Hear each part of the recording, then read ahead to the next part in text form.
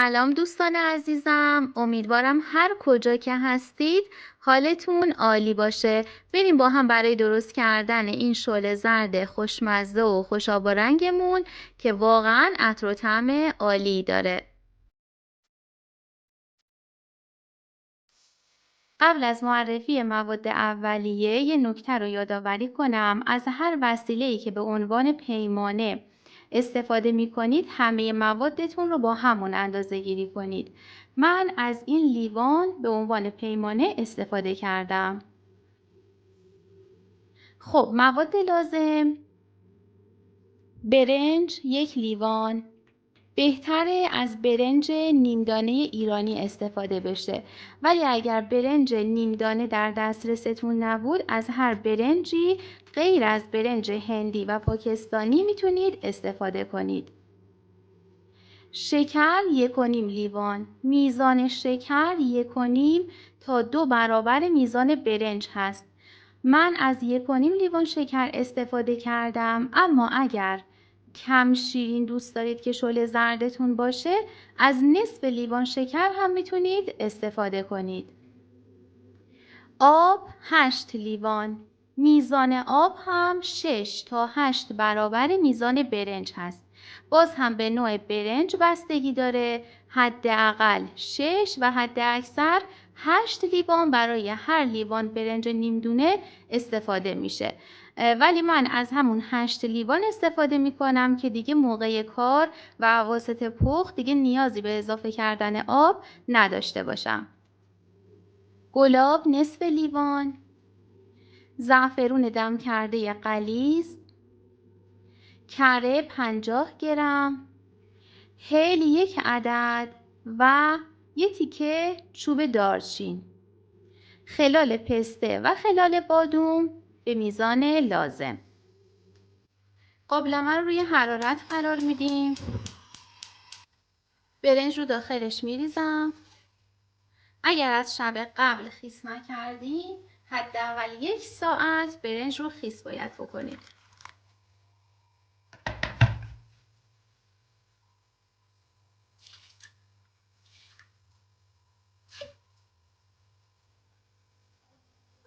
آب رو هم بهش اضافه میکنیم.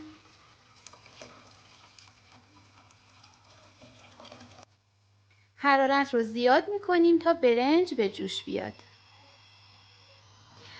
خب وقتی که برنجتون به جوش اومد کفایی که روی برنج ایجاد میشه رو برمیداریم.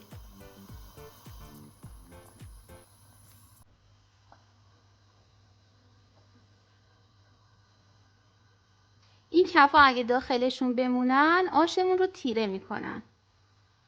خب حالا یه دونه هل رو به این شکل کامل داخلش میندازیم به همراه یه تیکه چوب دارچین.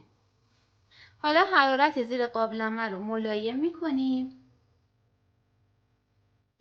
در قابلمه رو هم به این شکل نیمه باز روش قرار میدیم تا برنجمون سر نره و هر 1 ربع تا 20 دقیقه میایم بهش سر میزنیم و برنجمون رو هم میزنیم.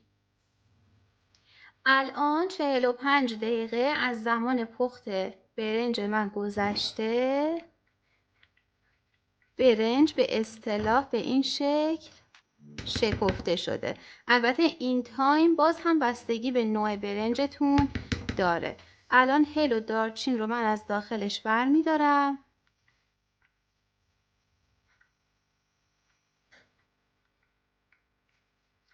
هر 1 ربعی اومدم به برنج سر زدم که برنج سر نره و ته نگیره.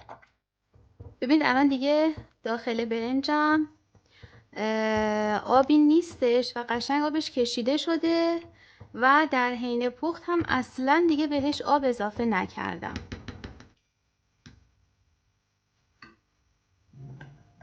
حالا تو این مرحله شکر رو بهش اضافه میکنیم. من 1.5 لیوان به ازای 1 لیوان برنج شکر اضافه میکنم.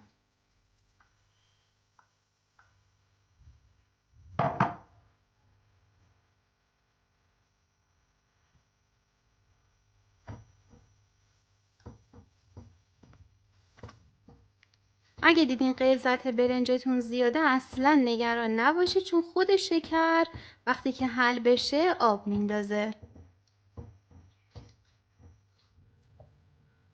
نصف لیوان گلاب داشتیم که اون رو اضافه میکنیم.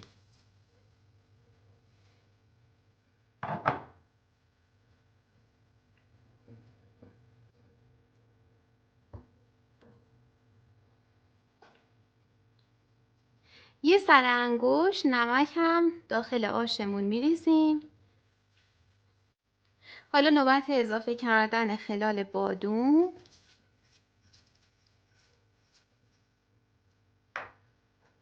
و خلال پسته است.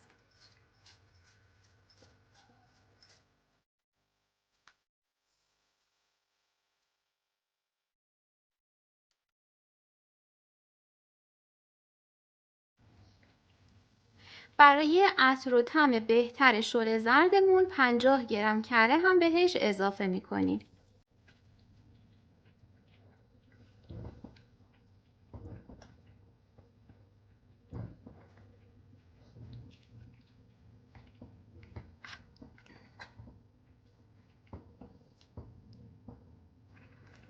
بعد از اینکه کره داخل آشمون حل شد، حالا در قابلمه رو دم کنی میذاریم.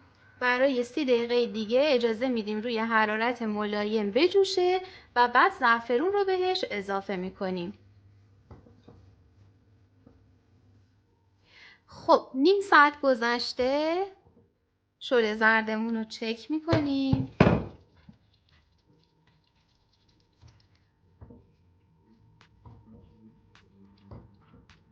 دیگه الان موقع اضافه کردن زعفرونه.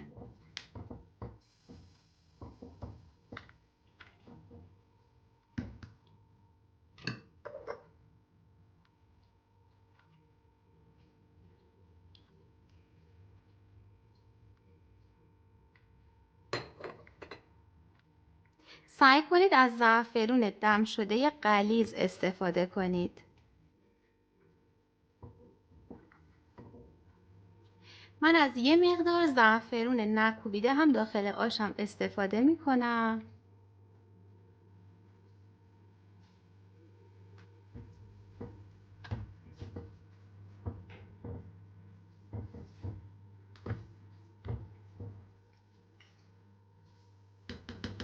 در قابلمه رو میذارم روی حرارت ملایم ریز جوش بزنه. 10 دقیقه دیگه آش من آماده است.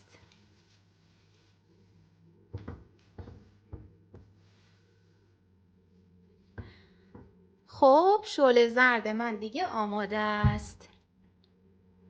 به به، چه رنگی، چه عطری، عالی شده.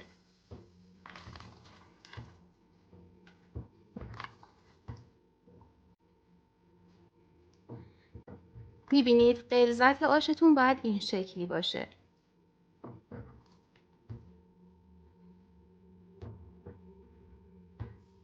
اگر از روی حرارت بردارید و میل کنید به عنوان یه غذا، آش شل زرد رو میتونید میل کنید. اگر هم بذارید خنک بشه یه دسر خیلی خوشمزه میشه. من خودم آش شل زرد رو دوست دارم، یعنی دوست دارم که شل زرد رو داغ میل کنم.